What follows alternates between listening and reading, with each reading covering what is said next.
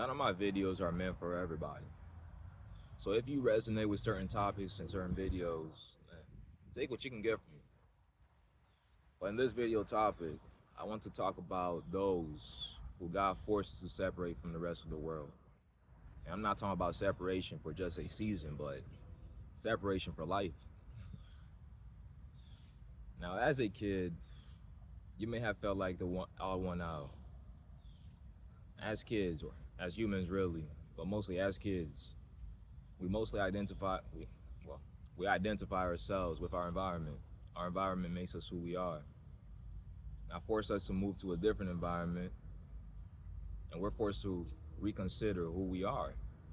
And being forced to reconsider who we are, it also forces us to think a little deeper. And thinking a little deeper, you tend to mature a little faster than the other kids around you. Now, these kids had more stable childhoods, grew up in the same house, in the same neighborhood, had the same friends since they were kids, went to the same school as them. But you tend to mature a little faster than these kids. But the thing about life is, shit is bound to happen to everybody. And these things include what? Moving to different places, serious injury, not just bodily, but mentally, spiritual injury, and or just losing close ones. Things are just bound to happen to make you reconsider who you are. And not only reconsider who you are, but reconsider your relationship with the Most High.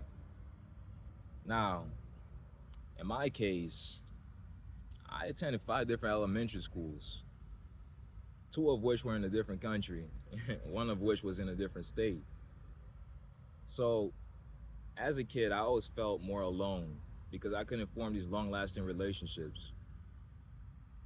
And come middle school, high school, I was able to form these type of relationships because my middle school and high school just happened to be the same school.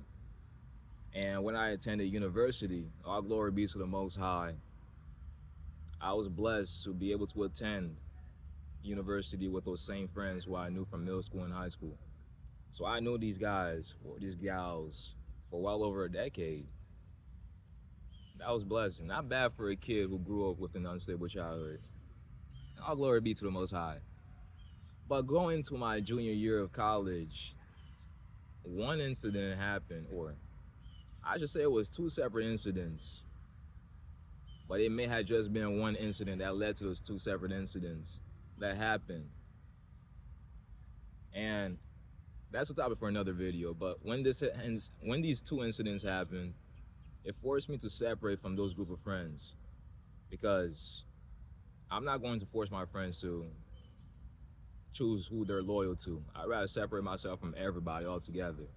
As long as I got God, I'm good. That's another topic for another video though. I was forced to separate myself from those friends.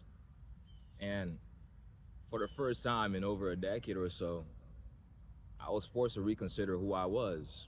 I was forced to revisit my childhood and remember who I was. And this time around, God sprinkled in a little more tribulation. So he completely destroyed my sense of self. And I was really forced to reconsider who I was. But I had God with me, and I got through it. I'm still here to this day.